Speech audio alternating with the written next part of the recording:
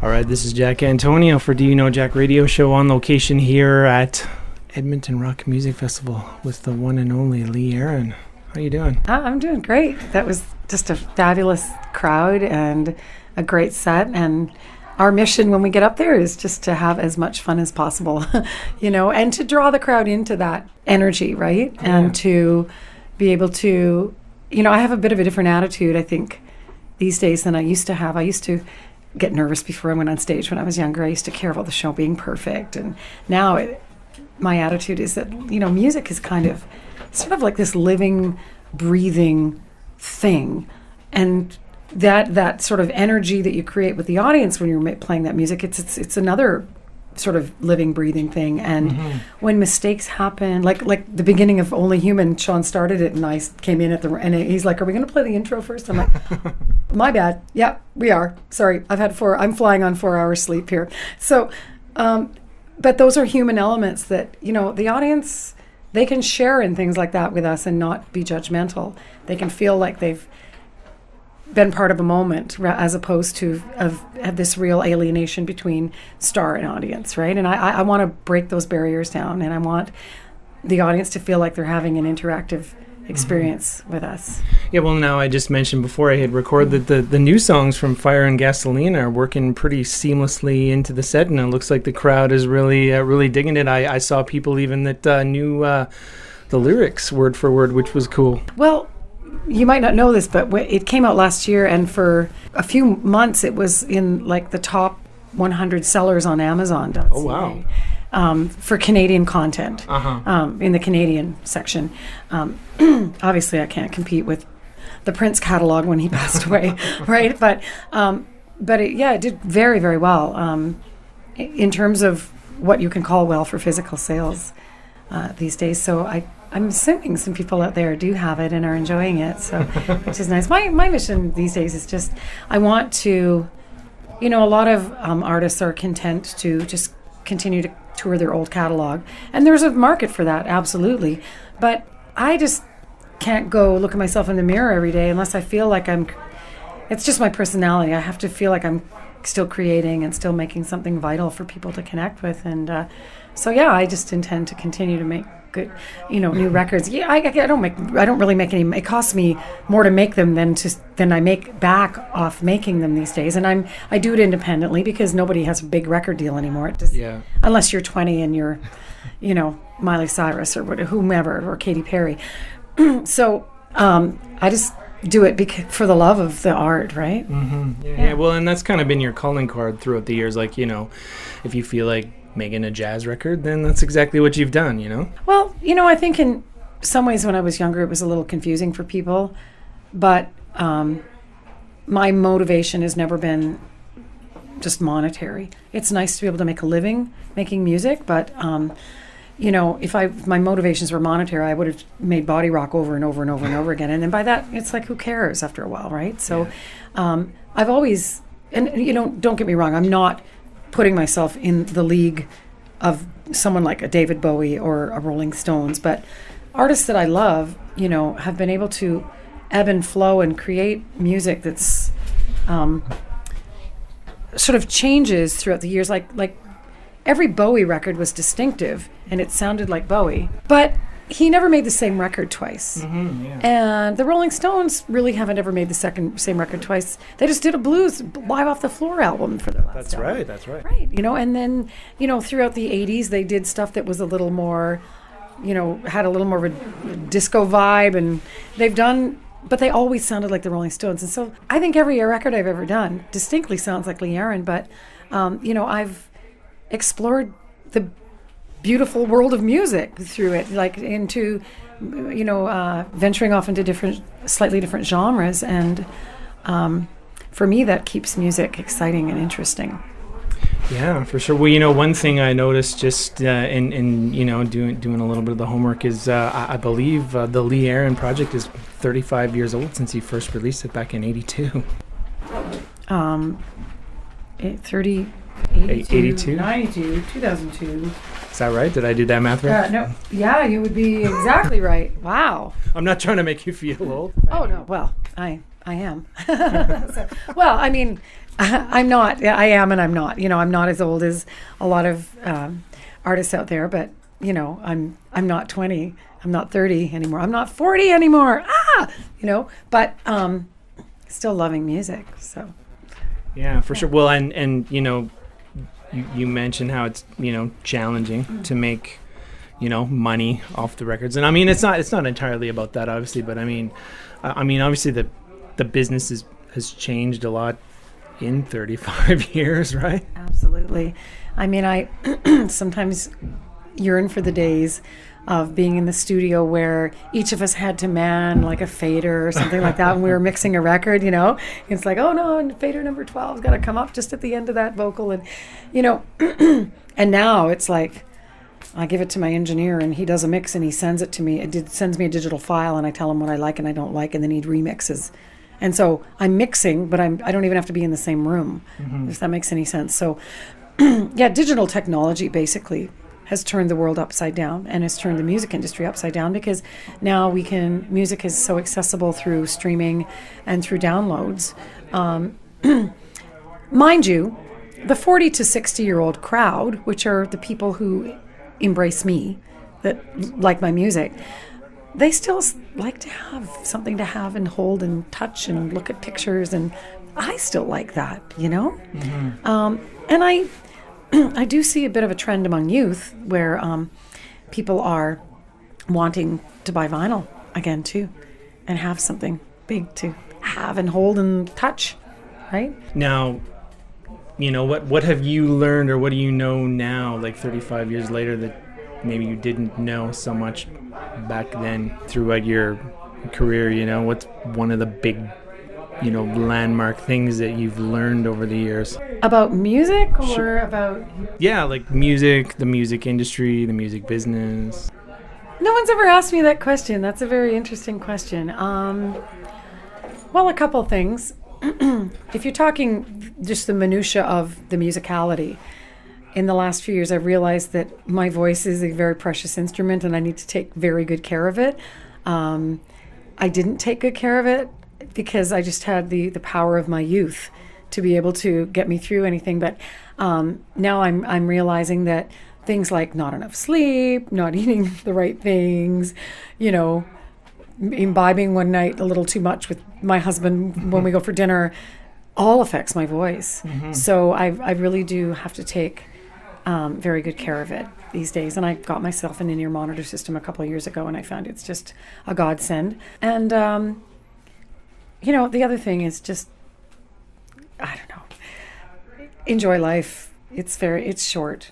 I have aging parents who are both suffering right now through chemotherapy treatments. Both of them have cancer. Oh my. Simultaneously.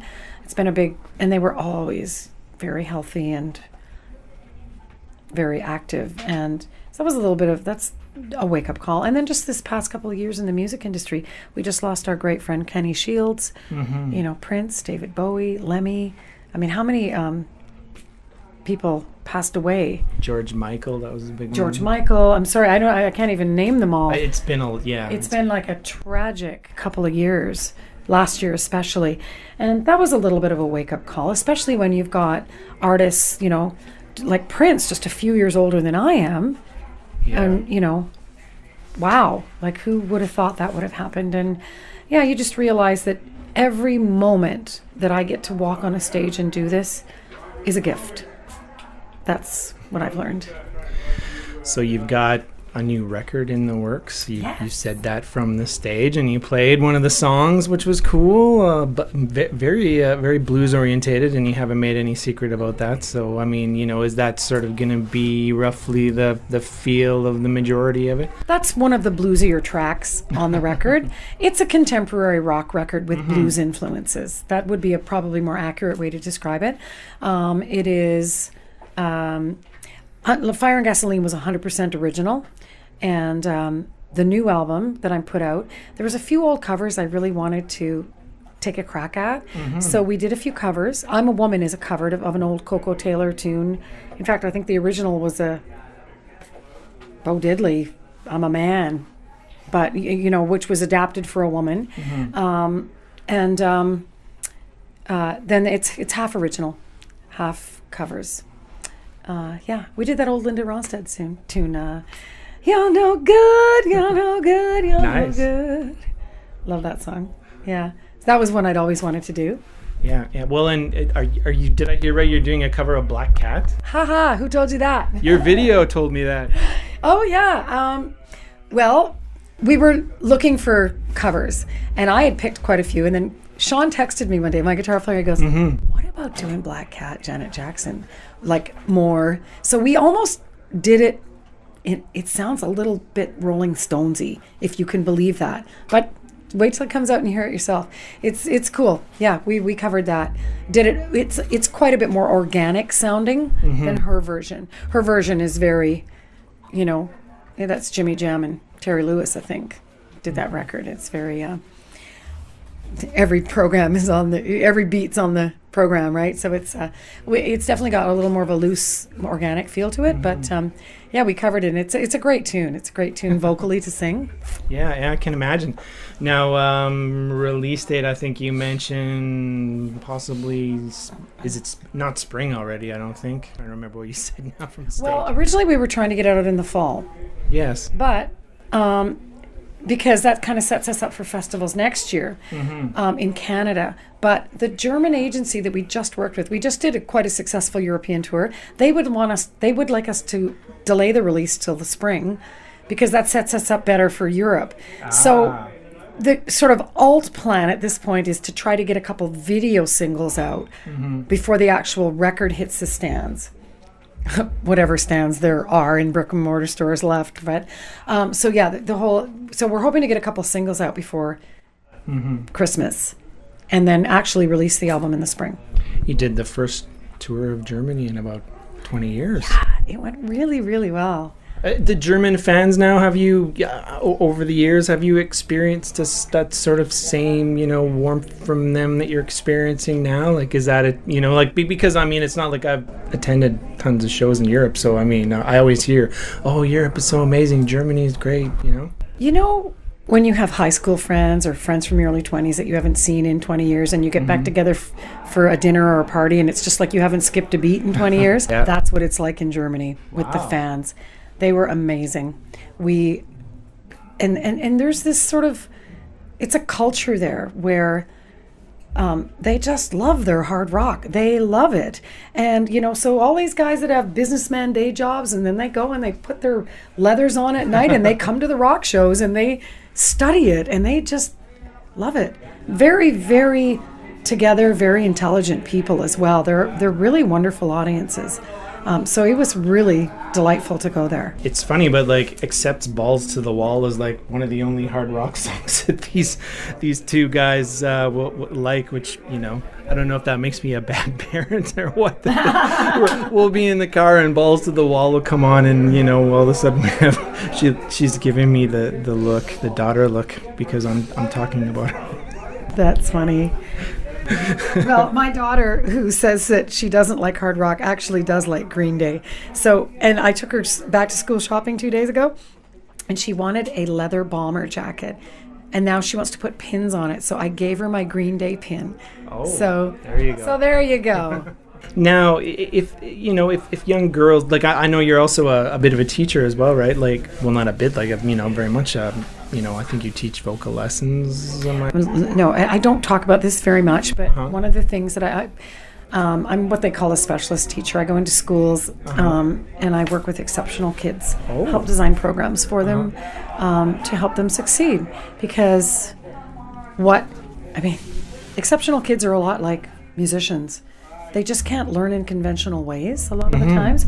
And to be honest, I've studied that. Well, that's what my degree is in, right? So I studied a lot around that, and it's just such a joy for me when I figure out how a kid can learn, and then narrow in on that. And sometimes music is a part of that. Music is a multimodal experience. It opens up areas of the brain neurologically that are not stimulated by other types of entertainment and other types of activities.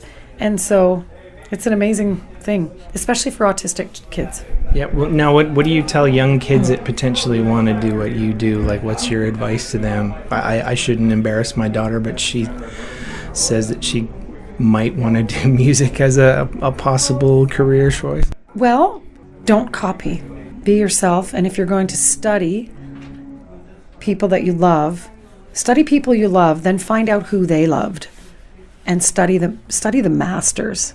Don't study Katy Perry. Study, you know what I mean? And this is how the journey of music went for me, is I went and I liked all these contemporary artists, and then I started going backward and researching jazz and blues and finding out, oh, that's where that Led Zeppelin song came from. I didn't realize that. I just, and so you see this evolution of a lot of artists you love and what their influences were, and go back and study the masters.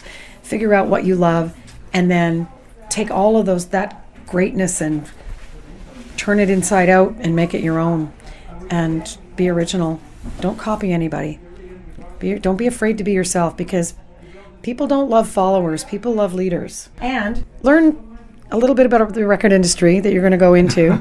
Learn a bit about the business, because you'll get squashed if you don't. And learn how to use a Pro Tools program or a Logic program. Learn how to record yourself, because your greatest powerful tool will be to be able to record and lay down your own ideas and your own music. Yeah. Awesome. Well, listen, Lee, it's been amazing meeting you face to face. I know we talked a year ago when Fire and Gasoline was coming out, and we had a great chat then. So I'm glad we were able to talk here in Edmonton. I really appreciate your time. Hey, it was awesome. It was a delight. And it was a delight meeting your kids. Little rock and rollers, future rock and rollers. Love it.